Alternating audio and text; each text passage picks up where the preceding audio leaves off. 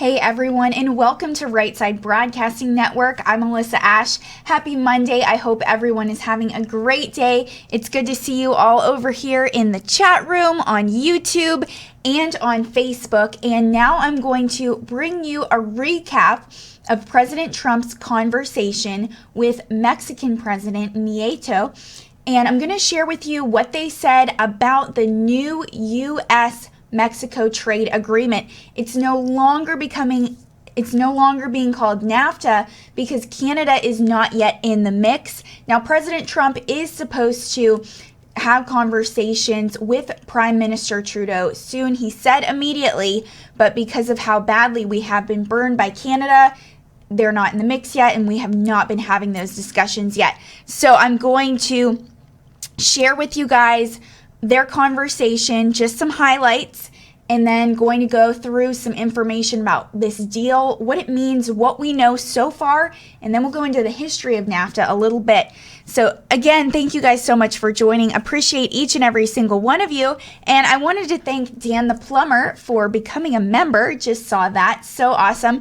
And as we're going through this broadcast, if you guys have any questions at all, please share them with me right here in the YouTube chat, in the Facebook chat, and I'm going to open up my Twitter over on this screen as well, so that if you have any questions or anything that you want me to look into specifically about the U.S. Mexico trade agreement, please let me know and I will do my best to find out. Now, of course, I don't have all the information yet, but I have enough to share with you guys.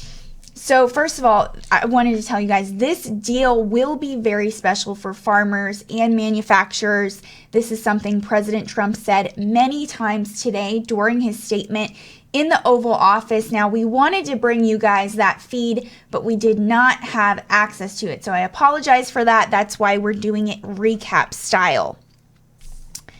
So first of all, President Trump opened up by saying we've worked very hard and congratulating President Enrique Peña Nieto, who then got to speak for a while. And President Nieto said, "I think this is very positive for the United States and Mexico. The first reason for this call is to celebrate the understanding we've had with both negotiating teams on NAFTA, to review it, to modernize it, and to update it." Now, at this point, he was still calling the deal NAFTA, and President Trump later on in the conversation told him that right now they want to call it the U.S. Mexico trade agreement because Canada is not involved. But President Nieto continually said, "It is our wish that Canada will also be incorporated in all of this." And he extended recognition to both negotiating teams, the American team and the Mexican team. And he said, "This is the result of good understanding and good work." And he said, "I hope Canada will now discuss with U.S. some of these sensitive bilateral issues." President Trump went on to say that this deal is very special for manufacturers and farmers in both countries. He said it makes a much more fair bill, and that representatives have worked late into the night for months, and that many people thought this just couldn't happen, but they made it much better for both countries. He also said NAFTA was a horrible deal for our country, and that working with President Nieto has been a pleasure. And President Trump also said that the Mexican President Nieto and President-elect Obrador worked very well together. And President Trump also said eventually we'll be able to work out a deal with China as well, but that is not happening right now, even though he does have a lot of respect for the president of China. And then the president of Mexico reiterated again, he said he really wanted Canada to be a part of this deal. And he said, "But today I celebrate the agreement between the United States and Mexico." And he said, "As you know, we're both going through a period of transition, and the president-elect has been very aware of everything that's going on. President Nieto has been involving President-elect Obrador in these discussions. He's been talking to him personally, and President Trump has been able to have conversations with the president-elect as well." And then I saw one of you just commented, Light Switch, said tequila time, and this is because President Nieto said towards the end of their conversation that he wanted to toast a good toast with tequila to celebrate this understanding. And President Trump said that he was very impressed with the president-elect and that he will see both soon because there will be a formal ceremony in the future. And I have a couple more points for you guys from their conversation. So President Trump asked his officials, when this trade agreement would be signed, and he said a letter to Congress would be sent on Friday, and President Trump will be terminating the current deal, and then it will be signed in November, and that the United States is looking to help their neighbors and will be starting Canadian negotiations immediately. So looking to see those in the near future. Now, President Trump did say that there may be a separate deal with Canada, or this one may be incorporated into the U.S. Mexico agreement. But for now, it's just the U.S. Mexico agreement. So I'm going to continue and share with you all some more information about what happened today. This is from Fox Business. The U.S. and Mexico reached an agreement today to enter a new trade deal, ending months of talks on a replacement for NAFTA, abbreviated for North American Free Trade Agreement. And the new trade pact will be called the United States-Mexico Trade Agreement, President Trump said when he announced this deal from the Oval Office, and he added that the previous name would be scrapped. And President Trump said, "It's a big day for trade. It's a big day for our country. A lot of people thought we'd never get here because we all negotiate tough. We do, so does Mexico." And President Trump said the U.S. has yet to begin negotiations with Canada. So NAFTA has come under fierce scrutiny by President Trump, who called the agreement the worst trade deal ever made, and attempts to form a new pact faltered numerous times between the three countries, and talks with Mexico have been focused on creating new rules for the auto industry, actually. But President Trump has argued that lower wages for employees in Mexico have cost jobs at General Motors, Ford, and Fiat Chrysler, the big three, all of which have production sites in Mexico. And the president said in June that a refurbished NAFTA deal could remain trilateral or could be renegotiated in two separate arrangements. So Canada said on Monday it would only sign a new NAFTA if it benefited the country and its middle class, despite showing optimism for progress the U.S. and Mexico made on a bilateral agreement of their own. And a spokesperson, here's a little bit of Canada's response, a spokesperson for Canada's Foreign Minister, Chrystia Freeland, said progress between Mexico and the United States is a necessary requirement for any renewed NAFTA agreement. We are in regular contact with our negotiating partners, and we will continue to work toward a modernized NAFTA. We will only sign a new NAFTA that is good for Canada and good for the middle class. Canada's signature is required. And I got a message over here on Twitter from Steve LB. Thank you so much for that. He said, "Pretty sure our Canadian high tariffs for dairy are not solely against the U.S., but for every country. It's to protect our dairy farmers. I don't completely agree with it, but I understand why." Thank you for that, Steve. Appreciate your comment. And I'm going to check Facebook real quick just to make sure you guys haven't said anything or asked any questions yet.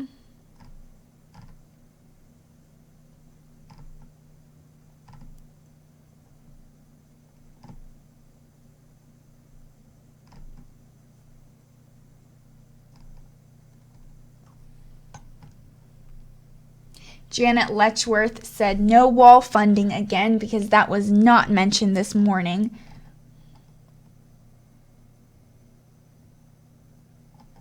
And Wayne Phillips said making it better for both countries. Maybe Canada will drop their tariffs on our dairy farmers for a starter.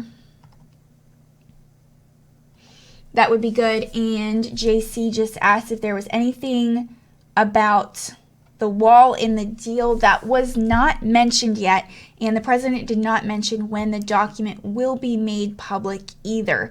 But stay tuned. We are eagerly anticipating that, and as soon as it is made public, we'll alert you guys, whether it is on here or on Twitter, and just go through the details of it. So I'm going to show you guys real quick. Of course, I can't show you the whole thing, but just a 40-second clip of when the president sat down before he called President Nieto and his initial thoughts.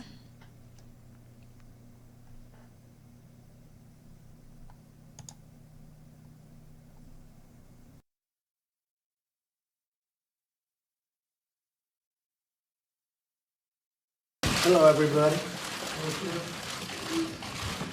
It's a big day for trade, big day for our country. A lot of people thought we'd never get here because we all negotiate tough. We do, so does Mexico. And this is a tremendous thing. This has to do, they used to call it NAFTA. We're going to call it the United States Mexico Trade Agreement. And we'll get rid of the name NAFTA. It has a bad connotation because the United States was hurt very badly by NAFTA for many years, and now it's a really good deal for both countries, and we look very much forward to it. And I believe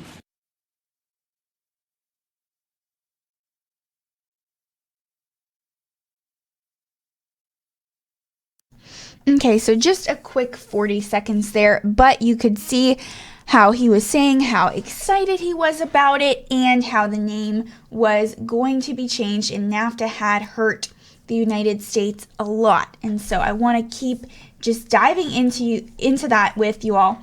So stay tuned. I'm going to pull up some more information.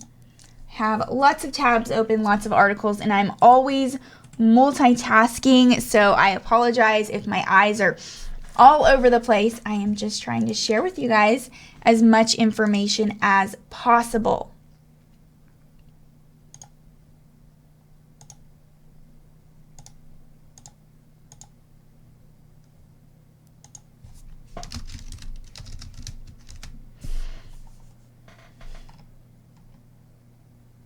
And of course, if you all have any more information on this that I haven't shared yet, please share it with me on Twitter at Alyssa RSBN, and you can always share links in the YouTube chat as well. If you have any questions about this, feel free to ask them here on the YouTube chat, on the Facebook chat, or over on Twitter. You can direct message me. I'll share that with you all. It is at Alyssa RSBN. Like I said, you can direct message me, and I will do my best to answer this for you.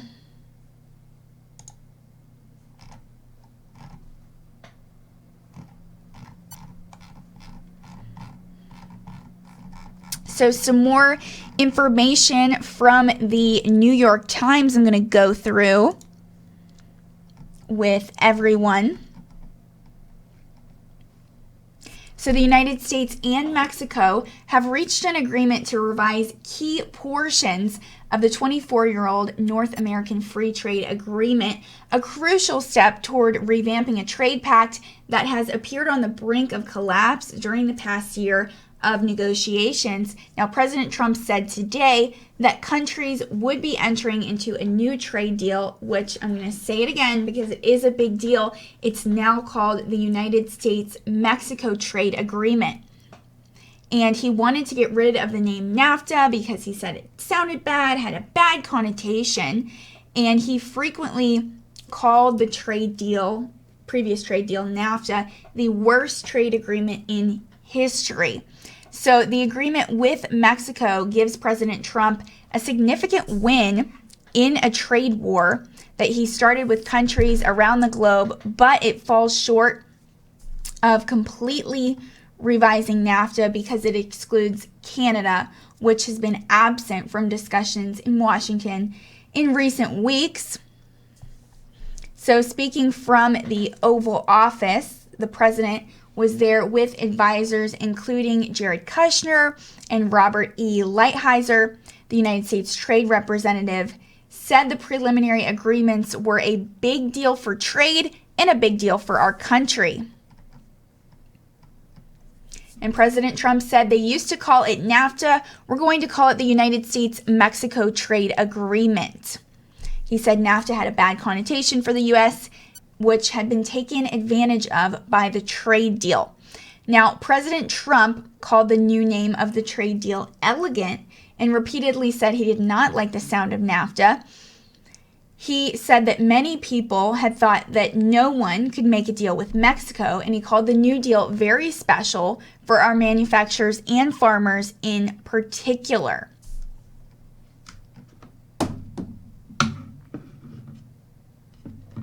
Now, Mexican foreign and economy ministers attended the White House meeting, and President Nieto, the outgoing Mexican president, joined by phone call. So that was interesting to see a live call between the president and President Nieto, and of course the translator was there as well on Nieto's end. So in a series of tweets back on Monday, President Nieto said he had also spoken to Justin Trudeau, the Canadian Prime Minister, and that he was working toward a three-way agreement with the U.S. and Canada by the end of the week. So President Nieto said in Spanish about Mr. Trudeau, "I express the importance of his reinstatement in the process in order to conclude a trilateral negotiation this week." And President Nieto said through a translator, "It is our wish, Mr. President, that now Canada will also be able to be incorporated in all of this. I assume that they're going to carry out negotiations of the sensitive bilateral issues between Canada and the United States."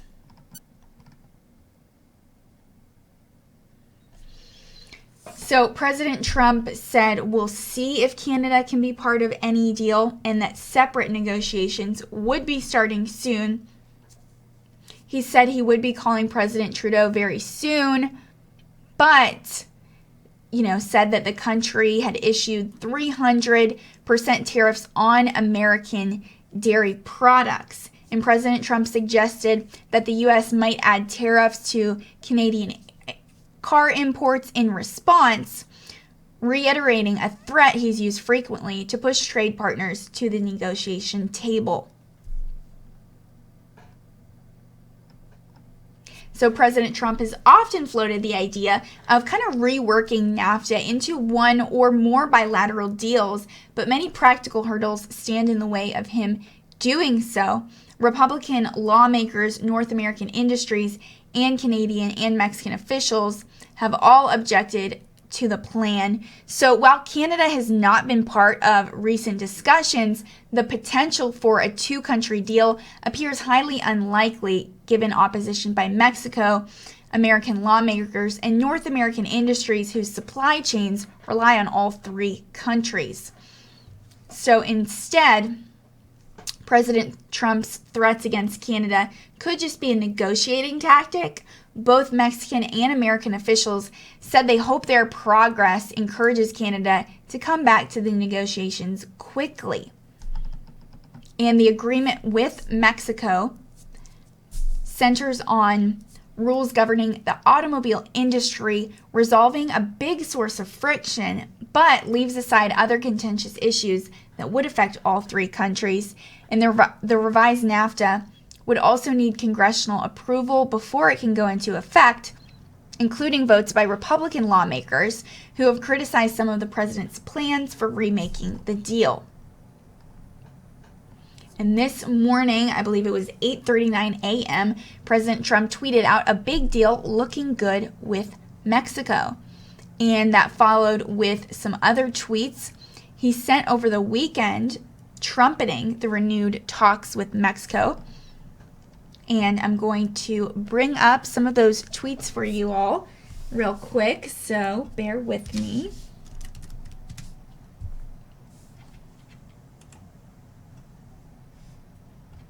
And for those of you that were asking when our next rally is, it's this Thursday, actually, in Evansville, Indiana. So stay tuned. We will be leaving on Wednesday, driving this time.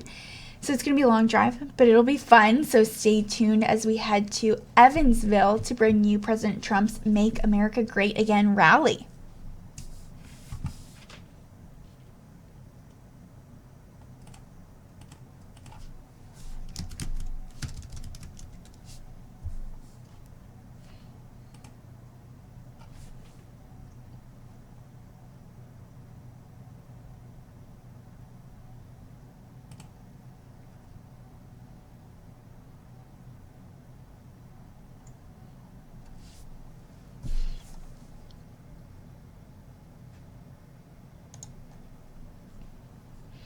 So here was President Trump's tweet this morning.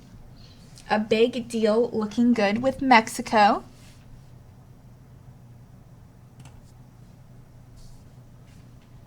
And I'm going to find the ones from this weekend.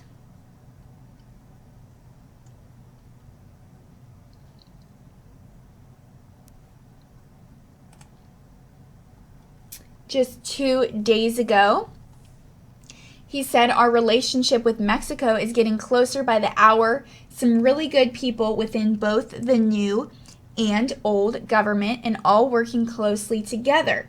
A big trade agreement with Mexico could be happening soon.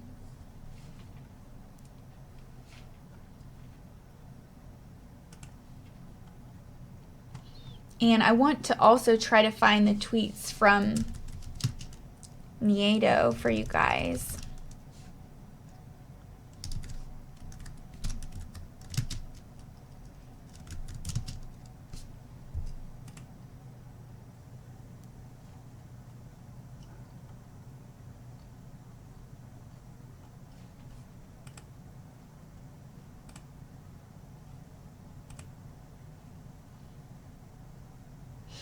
Okay, this is the translation under here I'm going to share with you guys.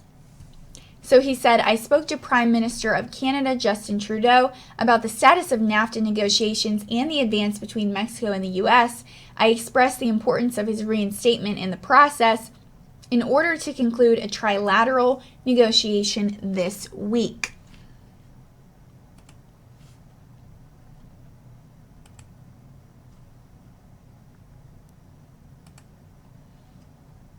And then he tweeted out yesterday morning, I will briefly talk to the President, Donald Trump, about the latest bilateral progress in NAFTA negotiations so Canada could rejoin the talks.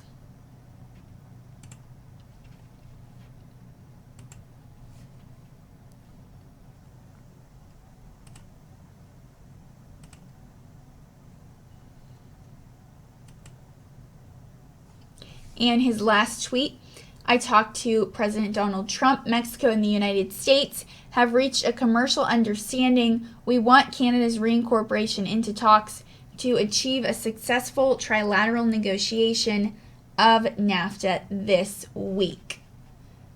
So definitely seeing that President Nieto wants to include Canada. He really wants to see that involvement and just peace between all three countries in North America. And President Trump, while he is going to talk to Prime Minister Trudeau very soon, is a little more hesitant to talk to Canada just because of the strained relationship and some of those high tariffs. And checking some of your comments real quick over here on the YouTube chat.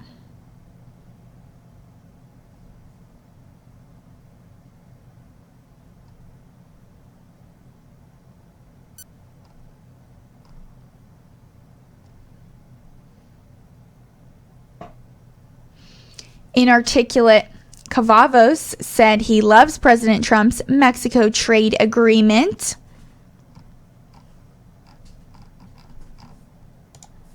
And checking Facebook as well.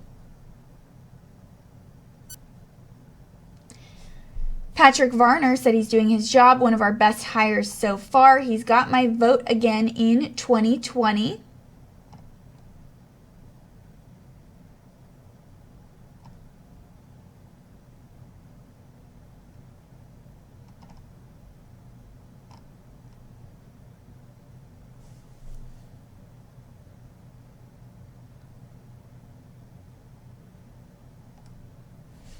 That's a good comment there by Deborah Gagney. She said, imagine this, Mexico, Canada, and the U.S. president in the White House all shaking hands for the good of all three countries.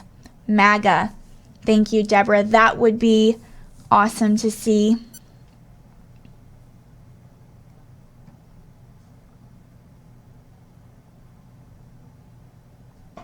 And Trudeau, I just saw your comment there. Thank you for sharing that with me. He said, I want Trudeau to be defiant towards POTUS because in 2019, Trudeau will lose. Thank you, Brighton.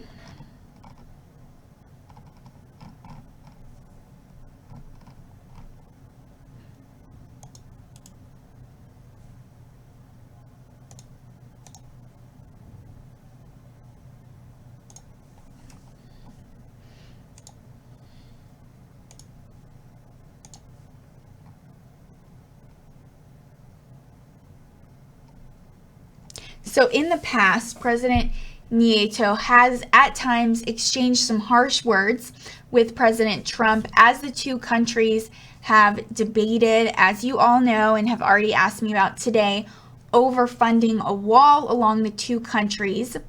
He added a moment of praise actually today to President Trump. He said, I recognize your political will and your participation in this. And America's trade relations with Canada have chilled in recent months as President Trump has repeatedly criticized the country's trade practices, and Canadian leaders have insisted they will not rush to sign a deal that does not work in their favor.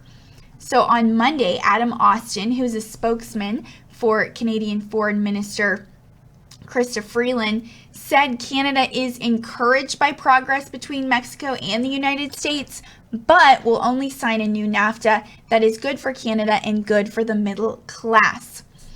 So on Friday, Mrs. Freeland said Canada would be happy to rejoin the talks once the U.S. and Mexico had made progress on their specific issues. She said once the bilateral issues gets resolved, Canada will be joining the talks to work on both bilateral issues and our trilateral issues. So many of the most significant changes agreed to by Mexico and the United States simply update the pact to take into account the rise of the internet and the digital economy since the agreement was negotiated. But President Trump's advisors have also pressed for big alterations to the rules governing automobile manufacturing in an effort to bring more car production back to the United States from Mexico. So a little bit of background for you all, and this is from the New York Times. To qualify for zero tariffs under NAFTA, car companies would be required to manufacture at least 75% of an automobile's value in North America under the new rules, up from 62.5% previously. And they will also be required to use more local steel, aluminum, and auto parts, and have a certain proportion of the car made by workers earning at least $16 an hour, a boon to both the United States and Canada. So talks in recent days had stumbled over how these rules would overlap with additional auto tariffs that the president has threatened, as well as new measures that would open Mexico's oil and gas sector to foreign companies, provisions that are controversial within the new elected Mexican administration that is poised to take office in December. So speaking just Sunday, Ildefonso Guajardo, the Mexican economy secretary, said that Jesus Said, the designated chief negotiator of Mexican President-elect Andrés Manuel López Obrador, had worked out an agreement on energy with his American counterparts just in recent days. Both the Mexicans and Americans have been eager to reach a fully revised NAFTA deal by the end of August, which would give the Trump administration enough time to notify Congress that a deal had been finalized and still have that deal be signed by outgoing Mexican administration, President Nieto. And that goal now looks doubtful given Canada's recent absence from the negotiating table.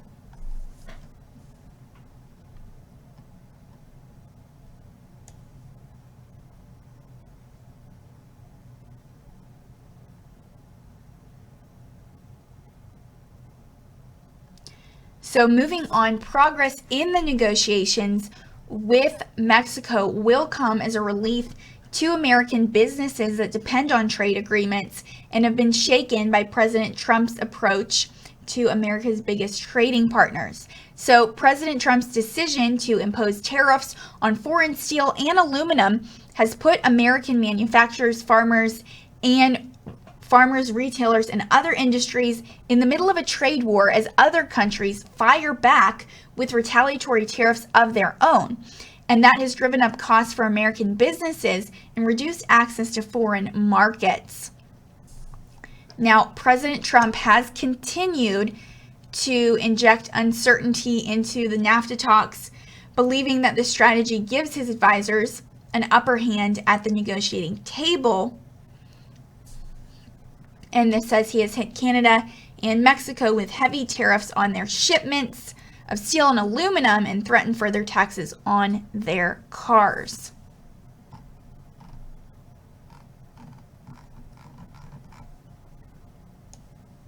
And I want to take a second just to share with you guys, some of you that may not be familiar with Right Side Broadcasting Network, I want to tell you a little bit about who we are and about what we do.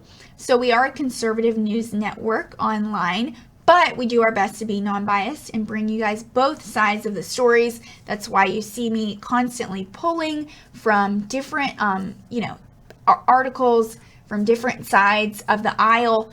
And also, we are privileged to be able to travel to President Trump rallies all around the country. President Trump is always on the move, even when he is not on the campaign trail, even when it is not election time, which midterms are approaching now. So this is why. But he is all over the country. And so we follow him, and we're actually able to travel to these political rallies. And such a blast and such an honor to do so. We really get in the middle of the crowd and we ask people how they're doing. We ask them why they're there, if it's their first rally, if they're excited, if they've ever seen the president before and really what they're looking forward to, what issues they're passionate about.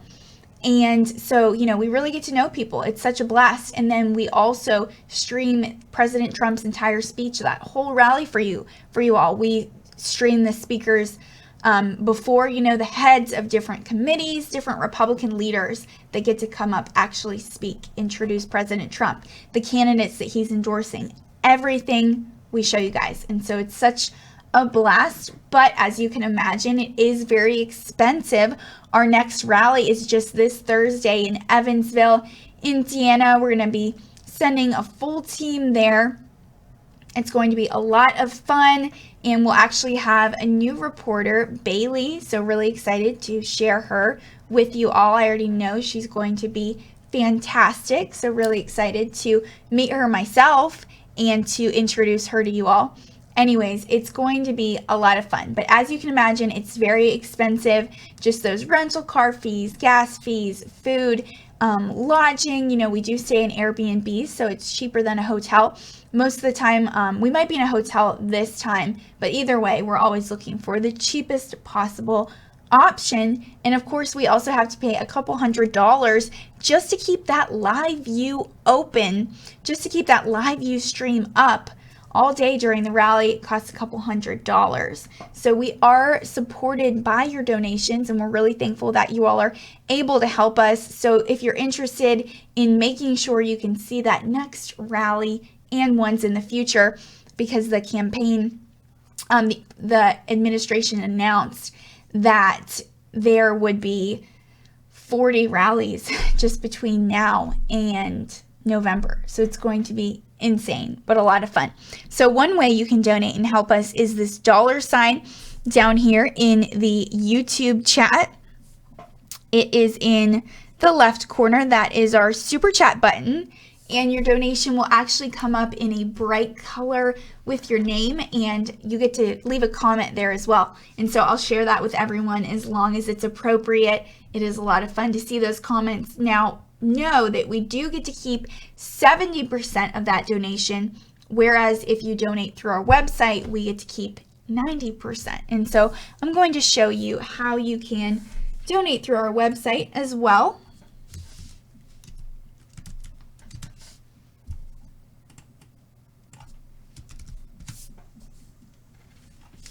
So you go to our website,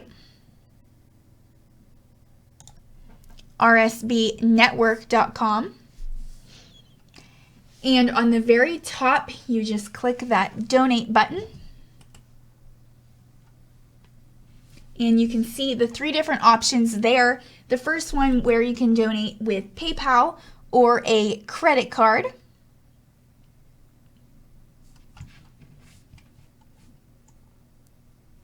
So you enter your debit or credit card information, billing address, contact information, and of course, if you would like to save this info for a later time, or if you have a PayPal account, you can just log in right here.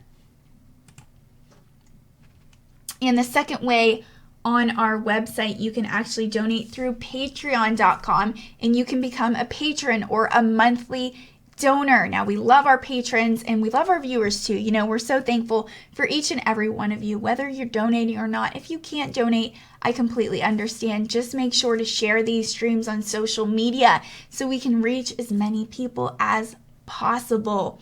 So if you are donating on Patreon, you click Become a Patron, and it'll show you the different levels, all the way from all access to just a custom pledge if you're supporting RSBN without selecting a reward, or entry level if you are doing $1 a month. Now, Patreon is a lot of fun because you get something in return as well.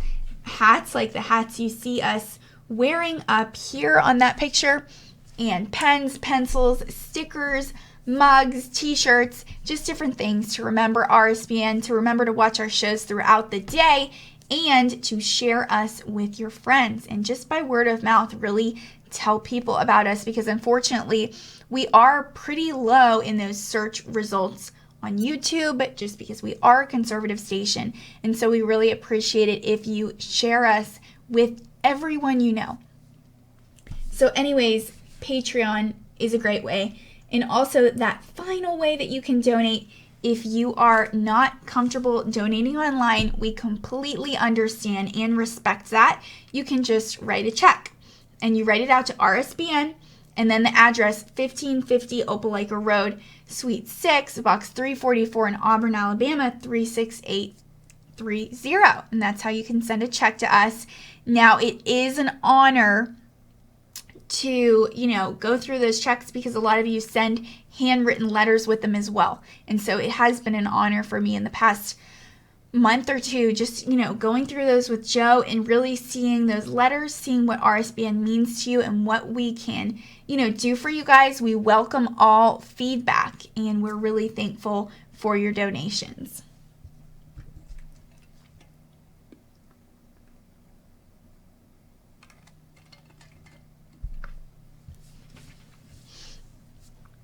And I'm going to leave that up for a second so you guys can see it. And thank you to all of our moderators in the chat room commenting the different ways to donate. I want to give a shout out just to some of our moderators that are here right now. Barbara Brayley. And I think I saw Real Frank in Florida here earlier.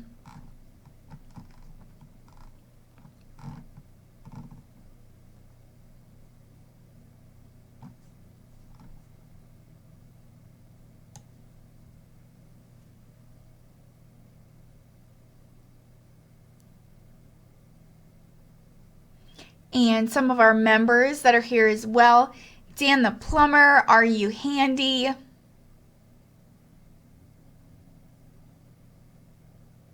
JC.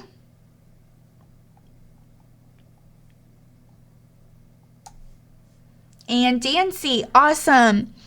Thank you all for commenting, interacting, and watching. Appreciate each and every single one of you. And I'm going to check Facebook just to make sure I haven't missed anyone. Awesome. John Richter says he is signing up now with Patreon. Thank you so much, John. Really appreciate you and how you will help us get to our next rally.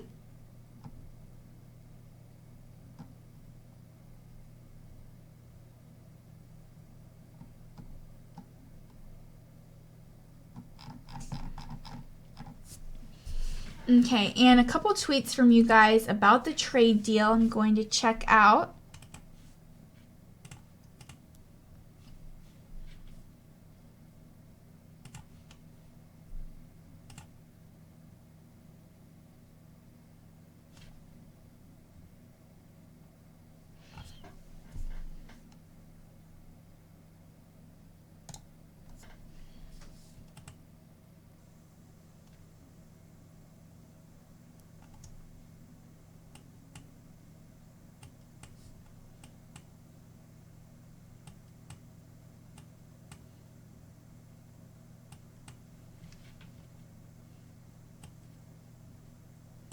And we got a video from JC, one of our members, that I can share with you all, just a minute of it.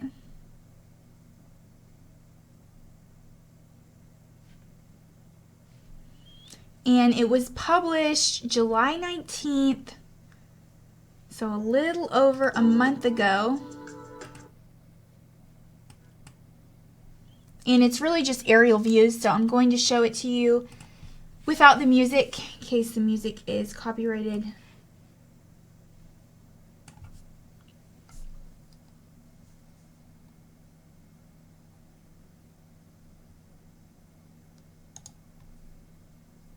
So like I said, this is from JC, one of our members. New border wall, Santa Teresa, New Mexico by drone. So I'll show you all just the first minute of it.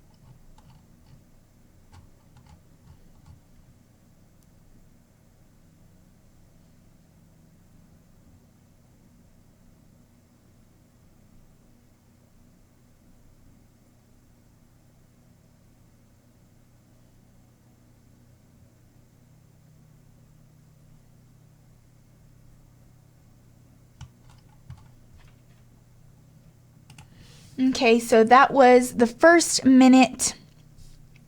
Yes, British Patriot said, looks like they're making great progress clearing the area in preparation.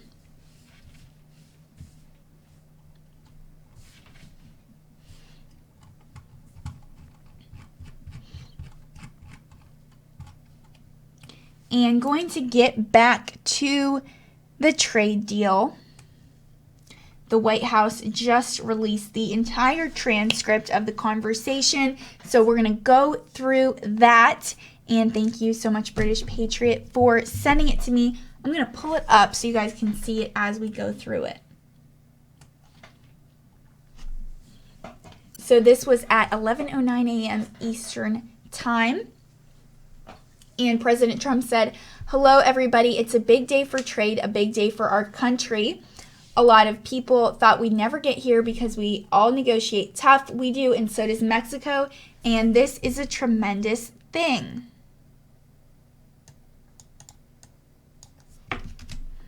And we just got a donation over on YouTube.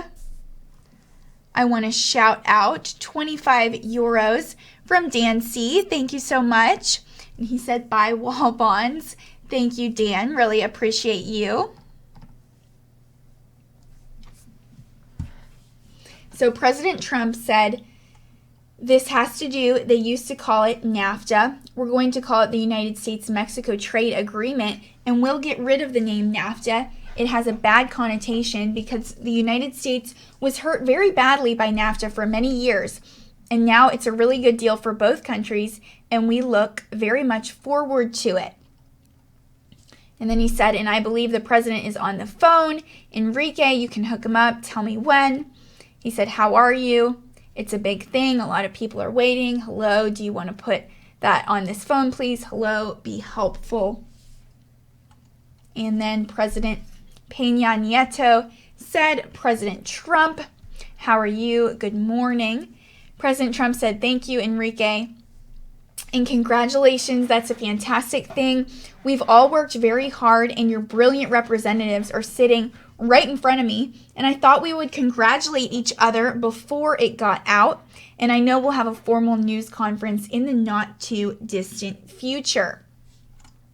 And President Nieto said, thank you very much, President Trump. I think this is something very positive for the United States and Mexico. And the first reason for this call, Mr. President, is first of all to celebrate the understanding we've had between both negotiating peace on NAFTA in the interest we have had for quite a few months now to renew it, to modernize it, to update it, and to generate a framework that will boost and potentiate productivity in North America.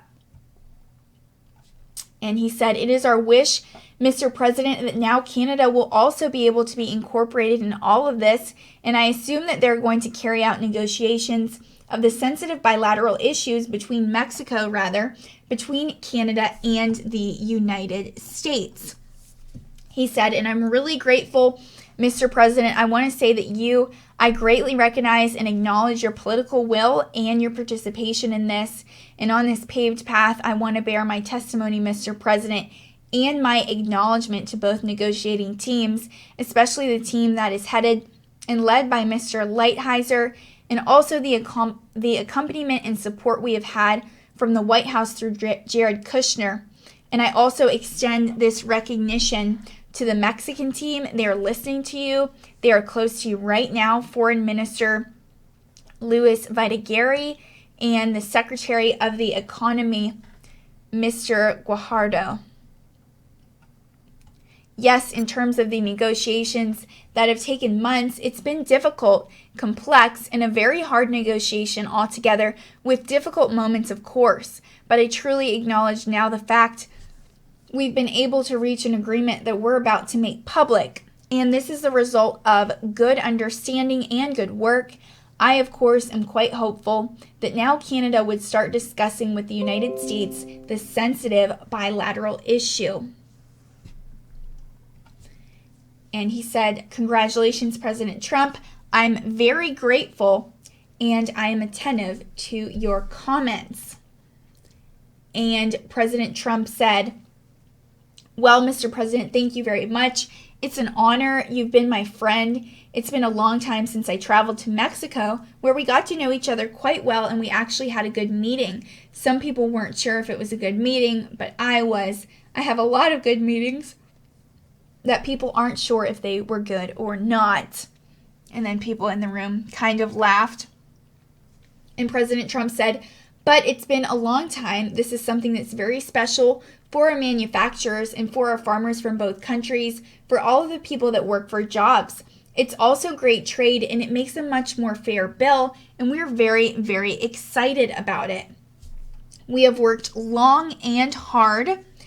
Your representatives have been terrific. My representatives have been fantastic too. They've gotten along very well and they've worked late into the night for months. It's an extremely complex bill and it's something that I think will be talked about for many years to come. It's just good for both countries. As far as Canada is concerned, we haven't started with Canada yet. We wanted to do Mexico and see if that was possible to do. And it wasn't, I think, it wasn't from any standpoint something that most people thought was even doable when we started. If you look at it, you remember at the beginning, many people thought this was something that just couldn't happen because of all the different factions, all the different sides, and the complexity. And we made it much simpler, much better for both countries. Canada will start negotiations shortly. I'll be calling the Prime Minister very soon. And we'll start negotiation, and if they like to negotiate fairly, we'll do that. You know, they have tariffs of almost 300% on some of our dairy products, and we can't have that. We're not going to stand for that. I think that Canada, frankly, the easiest thing we can do is to tariff their cars coming in. It's a tremendous amount of money, and it's a very simple negotiation. It could end in one day, and we take in a lot of money the following day. But I think we'll give them a chance to probably have a separate deal we can have a separate deal, or we can put it into this deal. I like to call this deal the United States-Mexico Trade Agreement. I think it's an elegant name. I think NAFTA has a lot of bad connotations for the United States because it was a ripoff. It was a deal that was a horrible deal for our country, and I think it's got a lot of bad connotations to a lot of people. And so will we probably. You and I agree to the name. We will see whether or not we decide to put up Canada or just do a separate deal with Canada if they want to make the deal. The simplest deal is more or less already made. It would be very easy to do and execute. But I will tell you that working with you has been a pleasure. Speaking with and working President-elect Lopez Obrador has been absolutely a very, very special time. You both came together for your country. You worked together. I think that's important for the media to know. We have a small amount of media in our presence, like everybody, and the media should know that the president and the president-elect worked very closely together because the president felt it was important that the president-elect liked what he was seeing.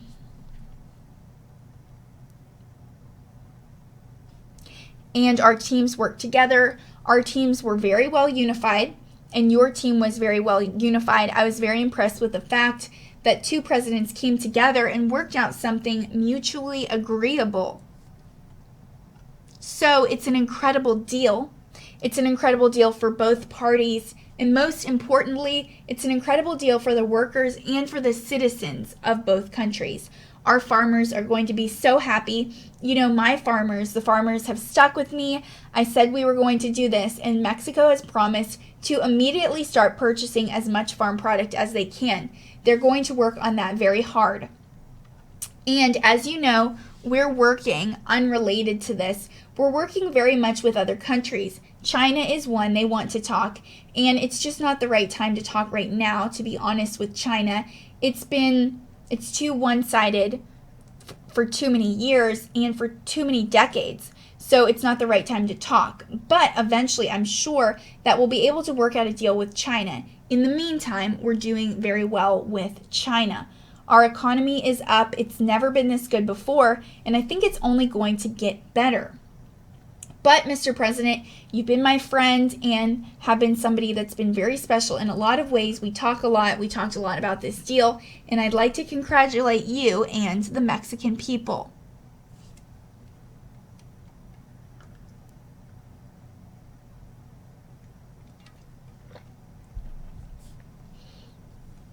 And President Nieto said, "Thank you very much, Mr. President. I finally recognize this because of the point of understanding we're now reaching on this deal, and I really hope and I wish that the part with Canada will be materializing in a very concrete fashion, that we can have an agreement the way we proposed it from the initiation of this renegotiating process, a tripartite. But today I celebrate the agreement between the United States and Mexico because we're reaching a final point of understanding. And I hope in the following days we can materialize in the formation of the agreement. Something additional, Mr. President, and you have already mentioned it, it has to do with an involved and committed participation of the administration and the President-elect of Mexico. As you know, we're now going through a period of transition, and it has been possible to create a highly unified front between the negotiating team of this administration and the people appointed by the President-elect of Mexico to be observers and participate in this agreement, in this understanding, to reach the point we are now reaching. The President-elect has been aware of everything that has been happening, and I also have had the opportunity of talking to him directly and personally on the progress being made. You have also had direct conversations with the President-elect, things that we have to do, and I hope we have the space to do it would be to toast a good toast with tequila, of course, to celebrate this understanding.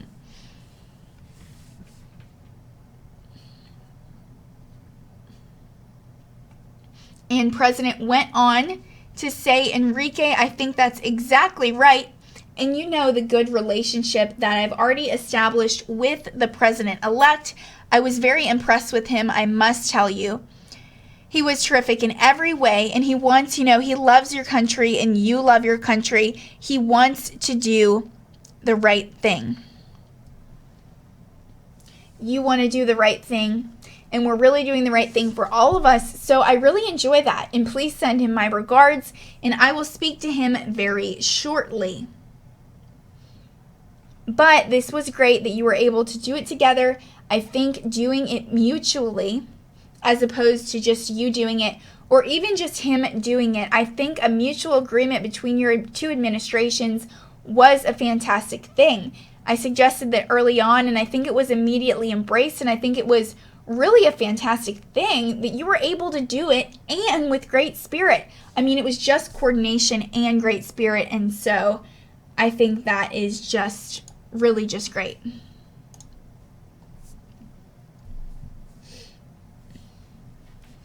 And, one of the things that I'm excited about is you're going to be helping us at the border. You're going to be working together with us on agriculture.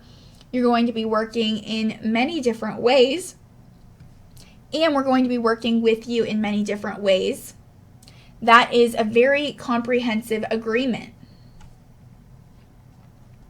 So, Enrique, I will see you soon. I think we're going to have a very formal ceremony. This is one of the largest trade deals ever made, maybe the largest trade deal ever made. And it's really something very special that two countries were able to come together and get it done. And I just want to thank all of my people, Bob and Jared. And gentlemen, you've been really great the way you've worked so long. I know you've been going up until 3 o'clock, 4 o'clock in the morning, and then getting in at 8.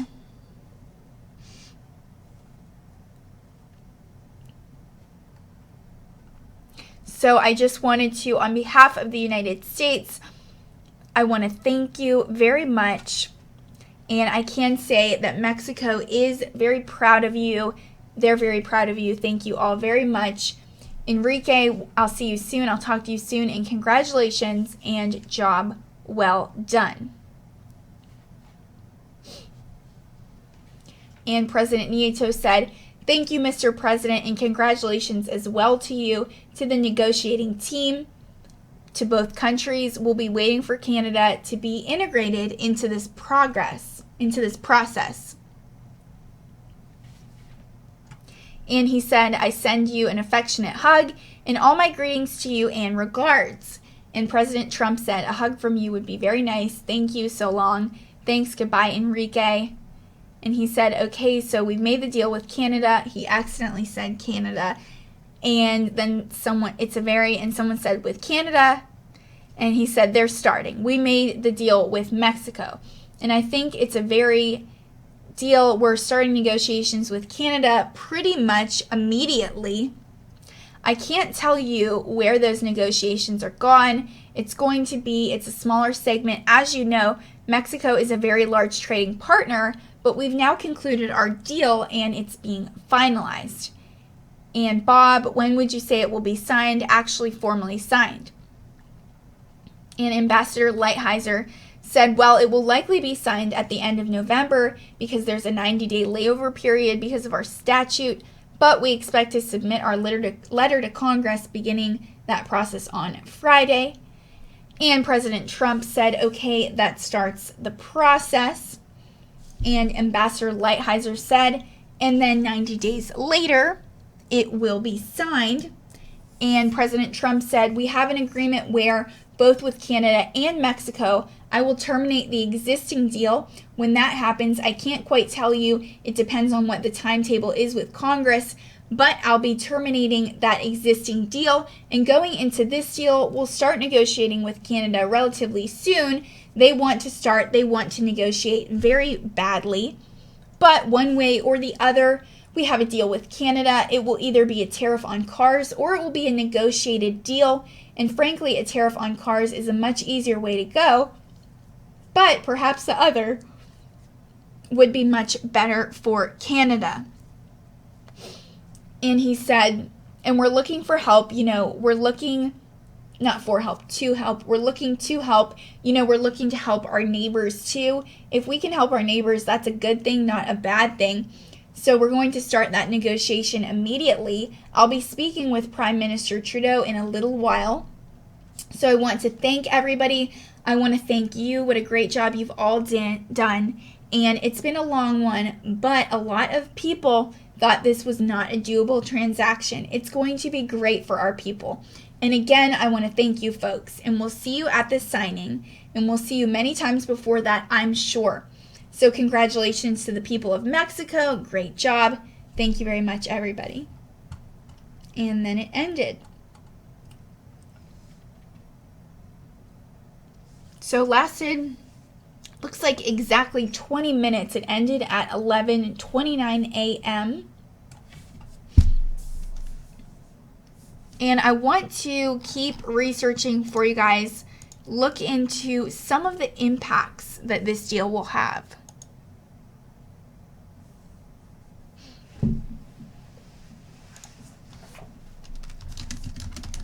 And seeing some more regulars over here in the chat room. Adeline Marie Robinson, thank you so much for your compliment. Appreciate you. And Jeanette RN for Trump.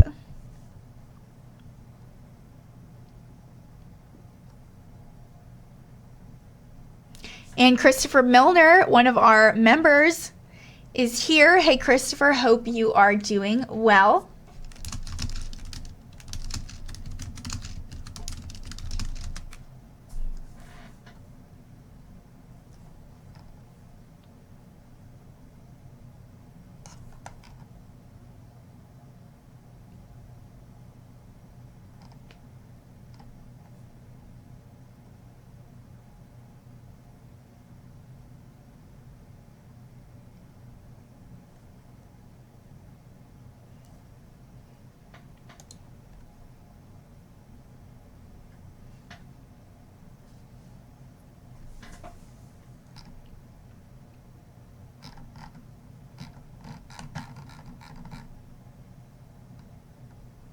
So I found an article from Tecma University.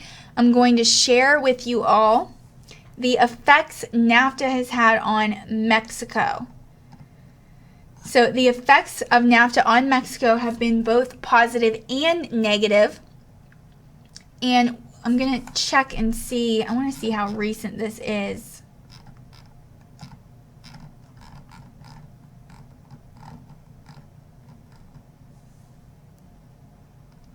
Not seeing a date, but it was written by Manuel Ocho, the VP of Business Development at Tecma University. So he said, while much of the recent discussions examining the positives and negatives related to NAFTA focus on the United States, it's also important to examine the effects of NAFTA on Mexico.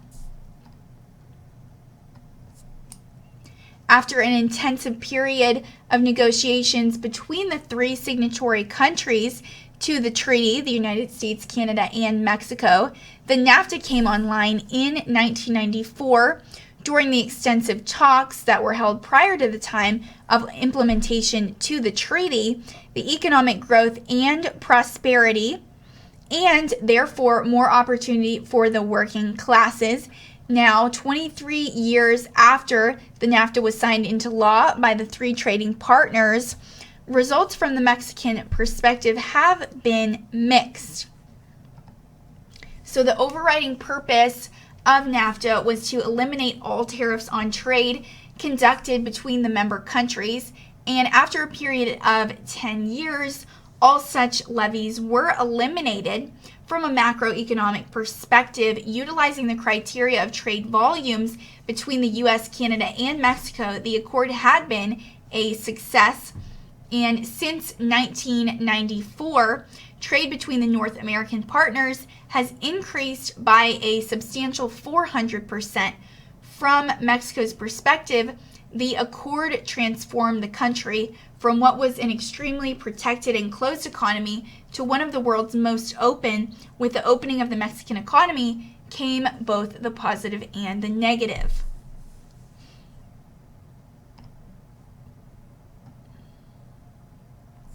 So from a manufacturing perspective, the effects of NAFTA on Mexico can in general terms be seen as a positive.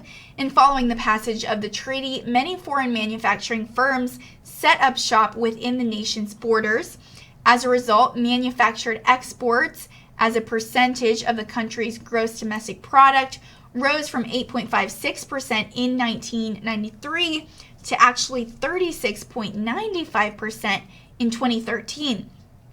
And although NAFTA is cited as the cause for the loss of 44,000 domestic manufacturing jobs since its inception, the country has gained more than 500,000 jobs as a result of significant foreign investment activity. And despite the influx of manufacturing jobs, the rate of pay for direct factory workers has been stagnant since 1994, although upper and middle management positions, which were once occupied mostly by foreigners, are now staffed by Mexicans. So the wages of this class of worker are similar to those of comparable jobs in the United States. In 2016, the automotive industry in Mexico accounted for 3.1% of the country's gross domestic product. And after this, I'm going to find NAFTA's effects on the United States, which, as you know, were not the best.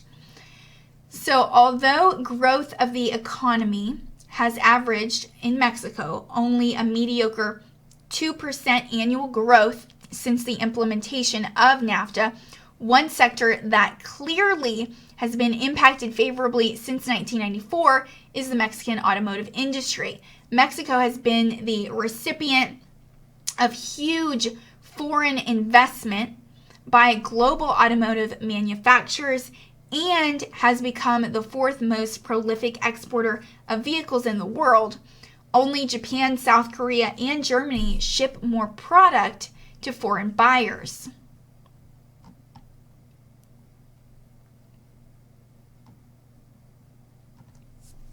So although on the balance, NAFTA has been a plus for the export manufacturing portion of the economy, the effect of NAFTA on Mexico has been negative in other areas. The most glaring example of this can be found in the state of the agricultural sector of the country's economy. As tariffs were eliminated on farm products, the United States was able to send an increasingly larger portion of its harvest across the border to its southern neighbor. And it estimated that approximately 2 million small farmers were forced to leave the countryside. And Mexican growers of corn in particular were adversely affected by cheaper imports from the U.S., while many of these rural workers were forced into the informal sector of the economy. Many opted to migrate to the United States in search of work in growing fields there.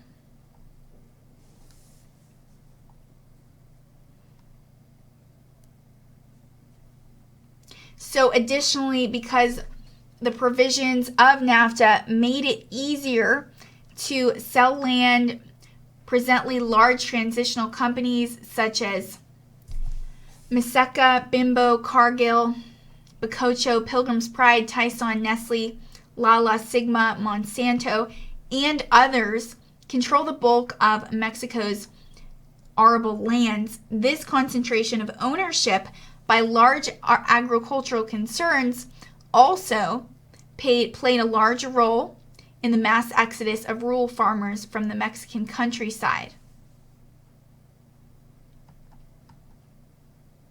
So in general terms, the average Mexican is of the opinion that NAFTA has not lived up to the promises made by those leaders that negotiated the treaty in 1994. As a member of the North American Trade Group, Mexico's economy as a whole has not grown at the rates that were anticipated. Although some manufacturing industries, such as the automotive sector, have thrived since the signing of NAFTA, others, such as Mexican agriculture, have been adversely impacted by cheap imported product coming from the United States. While it might be possible to say that in general terms, Mexico's industrial north has benefited from NAFTA, its rural south has not.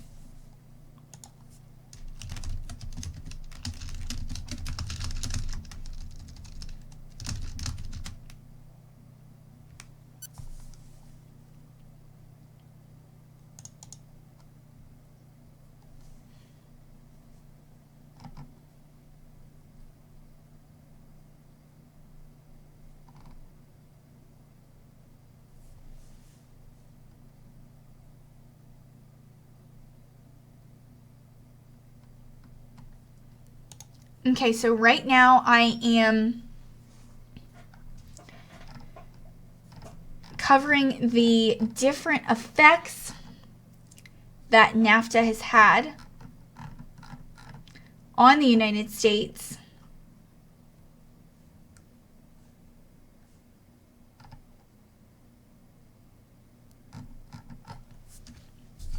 And there is a chart on this one, so I'm going to pull it up for you guys real quick.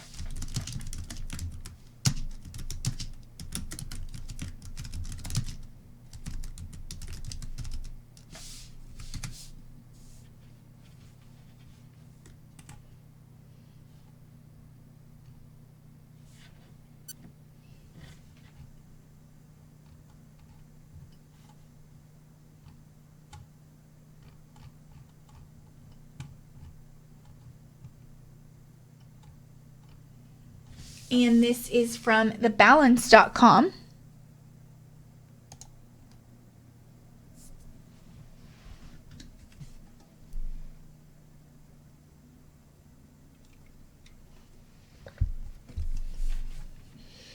So it is the most current one I've seen so far. And it was updated June 11th, 2018. So why NAFTA's 6 advantages outweigh its 6 disadvantages. So the North American Free Trade Agreement created the world's largest free trade area. It links 450 million people. Its member economies generate $2.8 trillion in gross domestic product. NAFTA is also controversial. Politicians don't agree on whether the free trade agreement's advantages outweigh its disadvantages. Here they are. So the pros, NAFTA has 6 advantages. First of all, it quadrupled trade between Canada, Mexico, and the United States. It eliminated tariffs. Trade between the 3 countries increased to $1.4 trillion in 2015. And greater trade increased economic output. NAFTA boosted U.S. growth by as much as 0.5% a year. 3 industries benefited the most from increased exports. They were agricultural, automotive, and services such as healthcare and financial services. Third, stronger growth created jobs. U.S. exports to the other 2 countries led to almost 5 million new American jobs. In NAFTA's first 4 years, manufacturers created 800,000 jobs. And fourth, foreign direct investment more than tripled. U.S. businesses invested $452 billion in Mexico and Canada. Companies in those countries invested $240.2 billion in the United States. And that helped U.S. manufacturing, insurance, and banking companies. Fifth, NAFTA lowered prices. U.S. oil imports from Mexico cost less because NAFTA got rid of tariffs. So that reduces America's reliance on oil from the Middle East. Low-cost oil reduces gas prices, which reduces transportation cost. As a result, food prices are lower. 6, the agreement helped with government spending. Each nation's government contracts became available to suppliers in all 3 member countries that increased competition and lowered costs. So cons. NAFTA has 6 disadvantages. First, it led to the loss of between 500,000 and 750,000 U.S. jobs. Most were in the manufacturing industries in California, New York, Michigan, and Texas, and many manufacturing companies moved to Mexico because labor was cheap. The automotive, textile, computer, and electrical appliance industries were impacted the most. Second, job migration suppressed wages. Companies threatened to move to Mexico to keep workers from joining unions. Without the unions, workers could not bargain for better wages. This strategy was so successful that it became standard operating procedure. Between 1993 and 1995, half of all companies used it. By 1999, that rate had grown to 65%.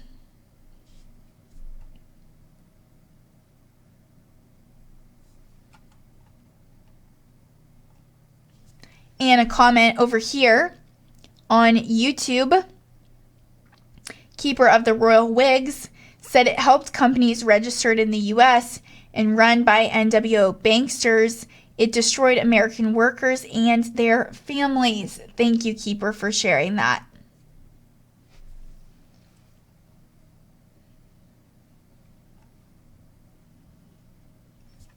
So third, one of the other cons, NAFTA put Mexican farmers out of business.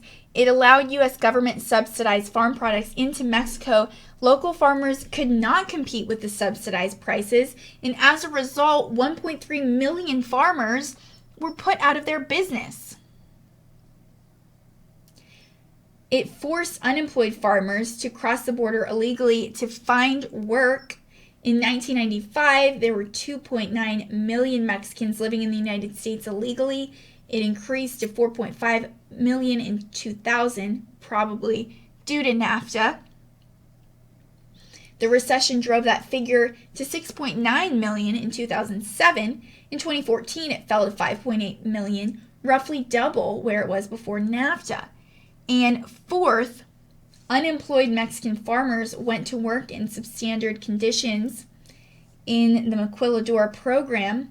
And Maquiladora is where United States-owned companies employ Mexican workers near the border. They cheaply assemble products for export back into the U.S., and the program actually grew to employ 30% of Mexico's labor force.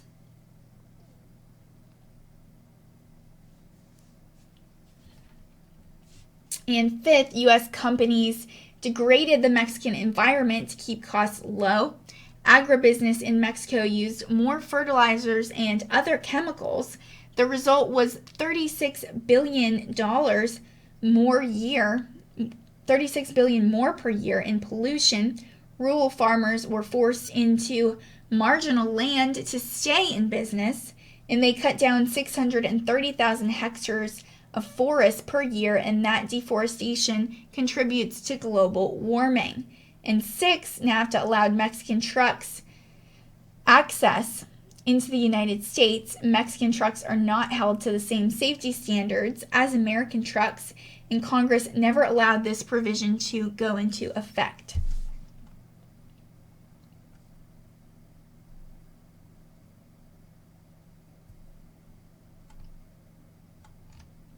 So here is a pros and cons chart. Trade increased. There were 5 million jobs created in the U.S. But one of the cons, 682,900 U.S. manufacturing jobs were lost in some states. As for wages, average wages increased, but remaining U.S. factories suppressed wages. Immigration, a con here, forced jobless Mexicans to cross the border illegally. And con for workers, U.S. unions lost leverage. Mexican workers were exploited. And as for the environment, Another con, Canada exploited shale fields, Mexican environment deteriorated. And as for oil, a pro, costs less in the United States. And a con, improved the Mexican economy. Pros for food, U.S. food costs were lower, but a con, Mexican farmers went out of business. And a pro for services, U.S. finance and health care exports increased, but a con, put Mexican companies out of business. The FDI increased, no cons about the FBI. And as for government spending, a pro here, more competitive bidding on government contracts.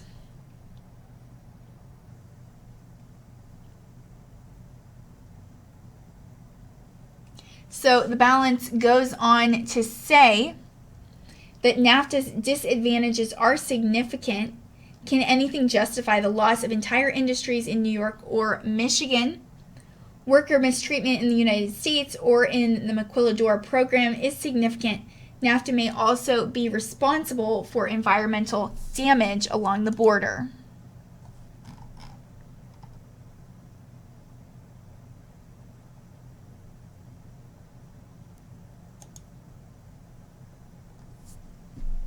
So, but from an economic perspective, NAFTA is a success. Without it, the United States would not be as a strong competitor with the European Union or China. And that's crucial now that both of these trade areas rank above the U.S. as the world's largest economies. So the increased trade was sorely needed after the 2008 financial crisis.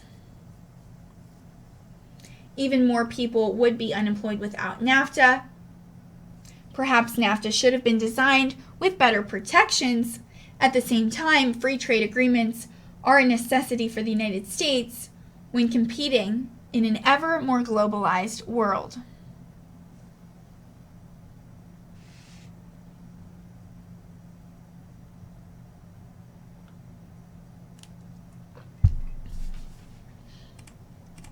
And switching back over, I am checking my Twitter messages just to make sure I don't have anything new.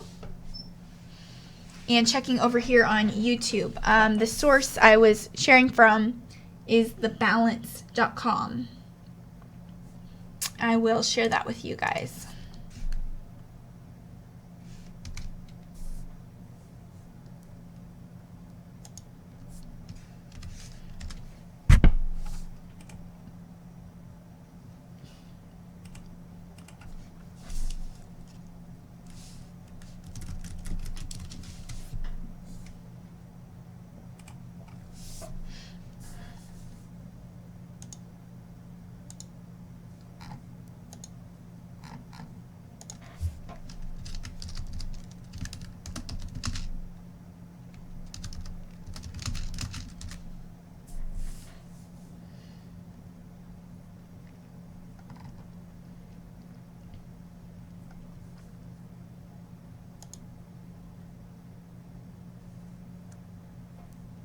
So I'm finding more about NAFTA's impact on the United States.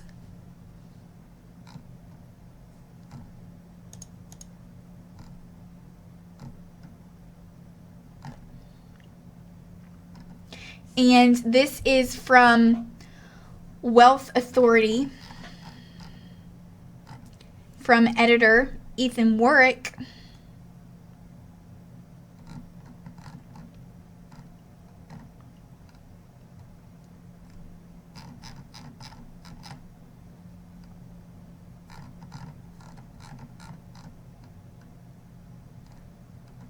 So Ethan goes on to say why NAFTA hurts the American economy. The North American Free Trade Agreement, better known as NAFTA, opened a trap door through which American manufacturing jobs were funneled into today's globalized neoliberal labor market. by establishing laws that allowed their products back into the U.S., NAFTA effectively undercut American workers' bargaining power, which once drove the growth of the middle class after the Second World War. The resulting 20 years of stagnating wages and massive redistribution of income has benefited the powerful, the moneyed, and the elected. NAFTA hurt American workers in 4 ways. It caused the loss of over 700,000 jobs as production was relocated to Mexico. The majority of workers put out of work from NAFTA suffered permanent income downgrades.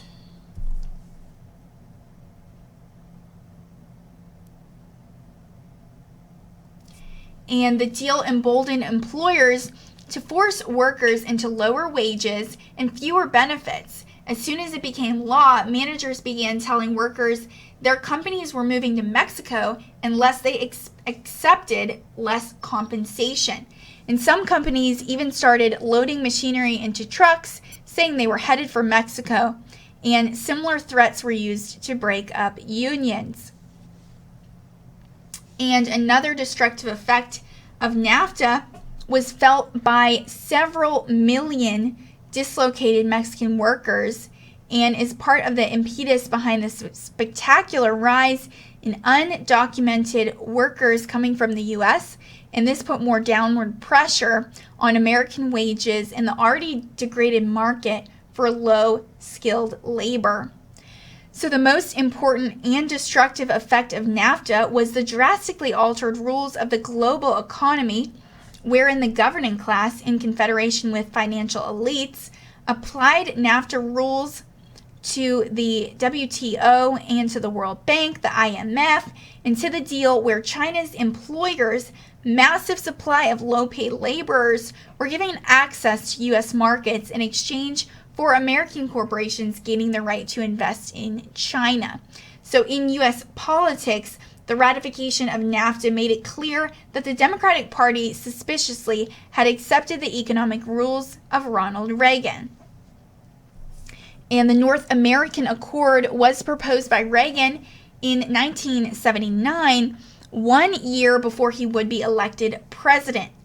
And 10 years later, his successor, George Herbert Walker Bush, spearheaded the final agreements with Canada and Mexico. But Democrats who were in control of the Congress refused to approve it. When Democrat Bill Clinton was finally elected in 1992, it was broadly assumed that the political/economic pendulum would naturally swing back from the far right side of the spectrum, and that NAFTA, therefore, would never pass into law. So Bill Clinton surrounded himself with economic advisors directly from Wall Street, and in his first year as president, he pushed hard for the approval of NAFTA in the Congress. And despite Clinton's usual slick rhetoric, the NAFTA's goal was never to expand trade. The U.S., Canada, and Mexico had been trading for over 300 years. NAFTA's clear purpose was to free up American corporations from U.S. laws that protected workers. And it paved the way for the neoliberal economic agenda in the U.S., the privatization of public services, massive finance regulation, and the termination of independent trade unions. And the foreseeable result was to sell American workers short and curtail their living standards all across the country. Benefits and wages have dropped dramatically in America, Mexico, and Canada. So despite flagging wages, the gap between Mexican and American manufacturing workers remains the same as before. After adjusting for the disparity in living costs, Mexican workers will still make 30% of what U.S. workers make. So when they tell you it's about economic justice, you can tell them you know better. In North America, there are just 2 political strategies to effect a change of this situation. One is to repeal it, and NAFTA allows each nation an out option.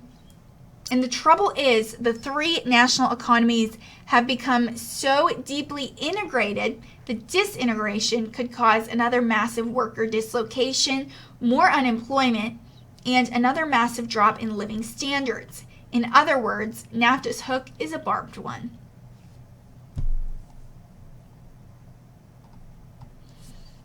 And Warwick, the editor of Wealth Authority, goes on to say the other option is building a transporter political movement to push for the revisions of NAFTA's provisions so that labor protections and workers' rights would be made equal to those of corporate investors. This would not be easy, but a foundation is already being laid by a growing collaboration of immigrant and trade unionist organizations in the U.S., Canada, and Mexico.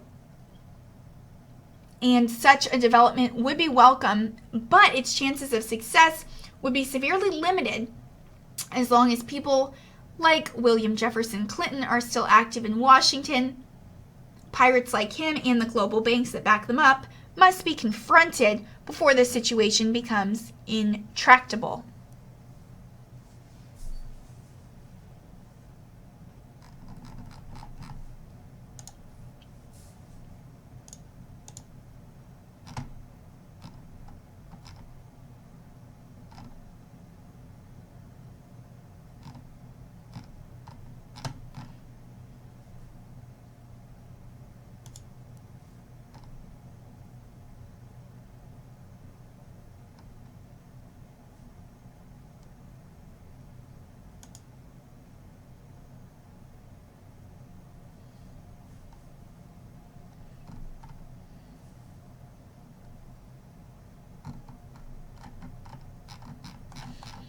And some more information about why NAFTA was not a good thing. Sorry about the delay there. This is from the Huffington Post by Lori Wallach. And it is actually a little dated. It's back from 2014. So she said, my New Year's celebrations this year were haunted by memories of January 1st, 1994, the day NAFTA went into effect. I remember crying that day, thinking about the proud men and women in union halls across America, the Mexican campesinos, and the inspiring Canadian activists I had met during the fight against NAFTA, and hoping desperately that our dire predictions would be proved wrong. They were not, and short after the damage started and we started to document it, for NAFTA's unhappy 20th anniversary, Public Citizen has published a report that details the wreckage. Not only did promises made by NAFTA's proponents not materialize, but many results are exactly the opposite.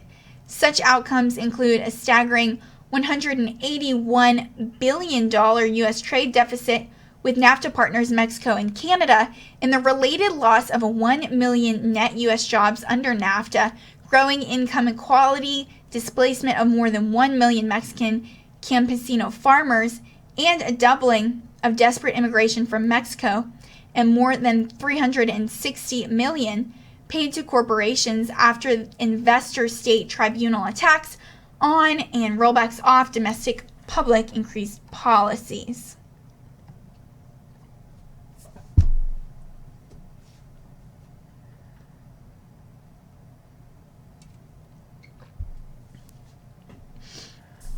So she went on to say the study makes for a blood-boiling read. For instance, we tracked specific promises made by U.S. corporations like GE, Chrysler, and Caterpillar to create specific numbers of American jobs if NAFTA was approved, and real government data showing that instead they fired U.S. workers and moved operations to Mexico. So, the data also shows how the post-NAFTA trade and investment trends have contributed to middle-class pay cuts, which in turn contributed to growing income inequality. How since NAFTA, U.S. trade deficit growth with Mexico and Canada have been 45% higher than with countries not party to a U.S. free trade agreement, and how U.S. manufacturing exports to Canada and Mexico have grown at less than half the pre-NAFTA rate. NAFTA's actual outcomes prove how damaging this type of agreement is for most people, demonstrating why NAFTA should be renegotiated or terminated. The evidence makes clear that we cannot have any more such deals that include job offshoring incentives, requirements.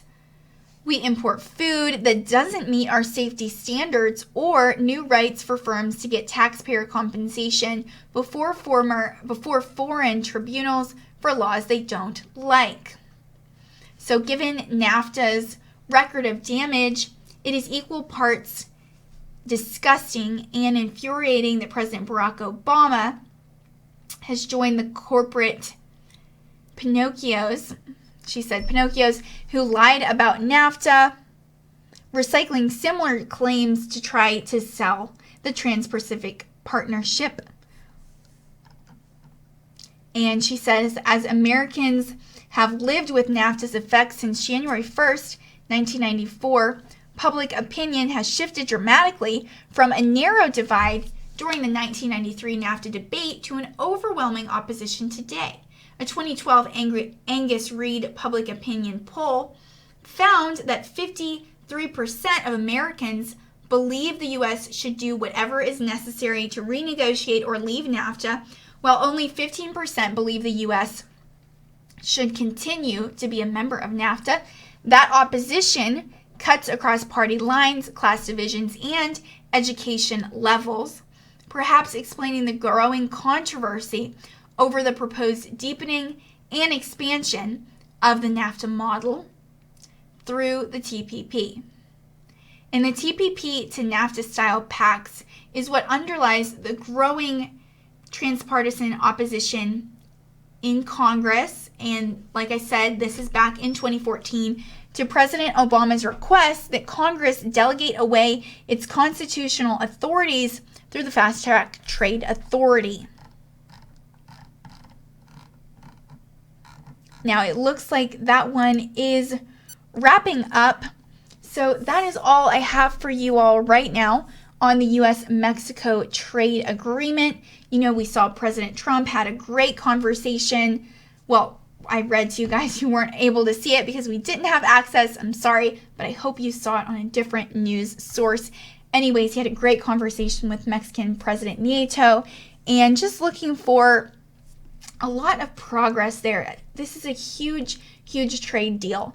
And so hopefully in the near future, we will see the official documents, exactly what this trade deal entails, and that with you all as well. So thank you so much for tuning in, and I will see you again today, if not this afternoon. Stay tuned and come back for my nightly news recap at 8 p.m. Eastern Time. It is going to be a blast. So thank you all for tuning in. Really appreciate each and every single one of you. And once again, for Right Side Broadcasting Network, I'm Alyssa Ashe.